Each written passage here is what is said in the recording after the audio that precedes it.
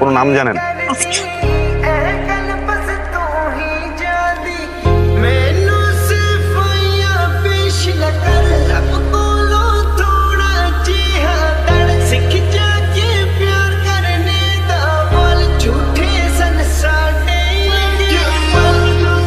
কি হয়েছে?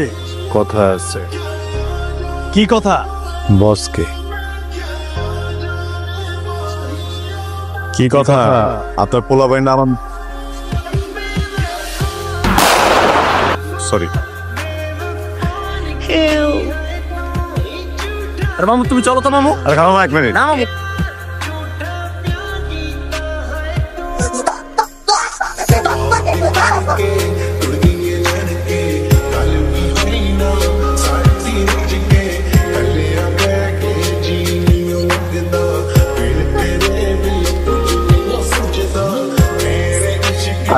আস্তে রিপোর্টে আসেন কেমনে? জানি না। কিছু তো জানেন। আমি ক্লিনিকে গিয়েছিলাম, ওইখানে আমাকে ইনজেকশন দেওয়ার পর আমার কিছু মনে নাই। এখানে কেন আনছে? হ্যাঁ, কারা আনছে? আচ্ছা, কোন নাম?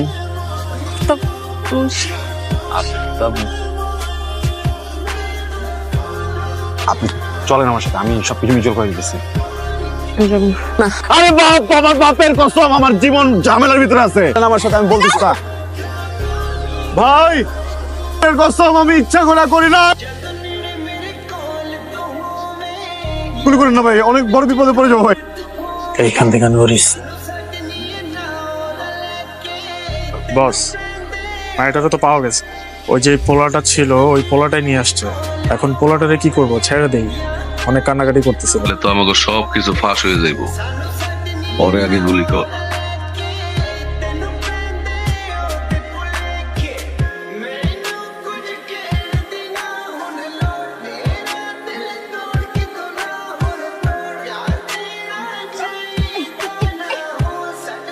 আপনি কেমন ছেলে? হ্যাঁ, এতগুলো শয়তানের মাঝে একটা মেয়েকে রেখে চলে আসছেন। আপনার বাসায় কি মা বোন নাই? আপনি একটা শয়তান। আমি খুবই সরি। আমি না এই জায়গার স্থানীয় ছেলে, বুঝছেন? এই জায়গায় জন্মাইছি, এই জায়গায় বড় হয়েছি, এই জায়গায় আমার মরতে হবে।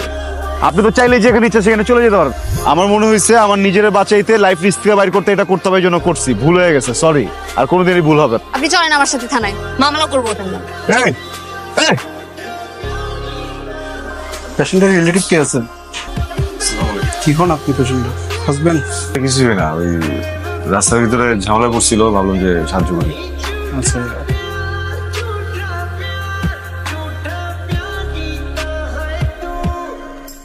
বাপের কসম, এমন এক জায়গায় আপনারা বসাইছি, বাপের আপনারা খুঁজে যাবো না।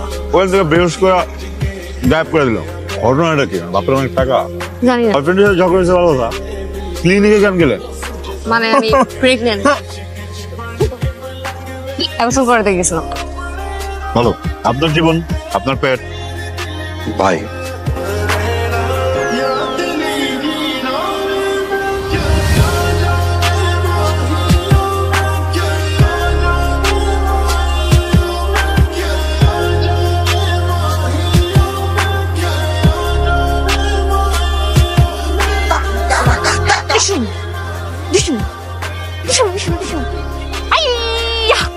ডিসুম ওঠেন। মামু চল, আর এই জায়গায় একটা সেকেন্ড সময় নষ্ট করে যাবো, তাহলে আফতাব মনীষীর পোলাপানে আয় পড়বো। আচ্ছা ঠিক আছে, আমি বাড়ি গেছি আর তুমি বাইকটা থেকে যাচ্ছ। ঠিক আছে মামু। এই মামু, যেতে পারবো না। কেন? বাপের কসম, আমি তোমার বাপরে আনতে ভুলে গেছি। বাপরে আনতে ভুলে গেছেন মানে? আরে বাপরে বাসায় রেখে আসছি না, এখন ওরা যদি খুঁজতে খুঁজতে আসে জায়গা, তাহলে তো আমার বাপরে খুঁজে পাবো। তাহলে তো মামু ঝামেলা হয়ে যাবো। চেনে নাকি বাসা? আরে আমি এই জায়গার লোকাল না, আমার অনেকেই চেনে। আচ্ছা শোনেন, ওই গাজালের দরকার নেই, আমি বুঝাই দিয়ে যাই। মদিনা মার্কেটে নামাই দিই। যাই, ঠিক আছে, এখন আল্লাহ হাফেজ। আমি যাবো না, আমি যাবো না, যাবো না, আপনার সাথে যাবো। আপনার বাপের কষ্ট। আঙ্কেল কোথায়? তাড়াতাড়ি আঙ্কেল খেয়ে চলবে। চলুন। আঙ্কেল এই যে এটা তো ছবি। এটাই আমার আব্বা, আমার বাপ, বাপের কসম কি হ্যান্ডসাম। হ্যাঁ আসলে আমার বাপ, আমার আসলে বাপ না, আমার আম্মা এই অঞ্চলের মিছে অপনু কারিগরি শুনতেছি কিছু জ্বালা দেওয়া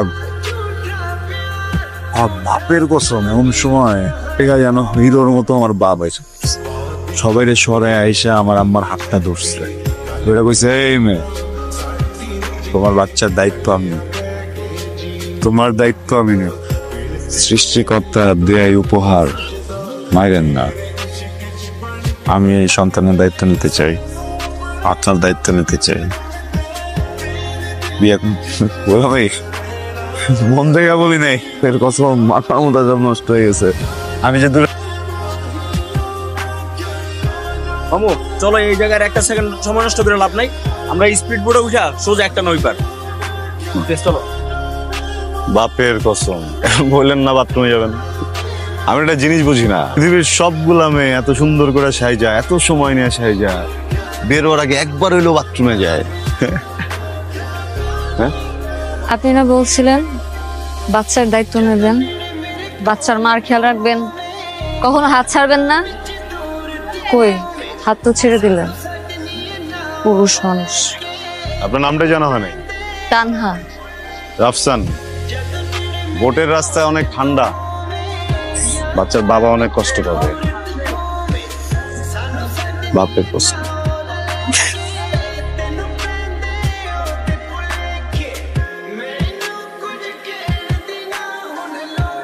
এই যে বাচ্চার বাবা, আসেন, আর ছাড়বেন না।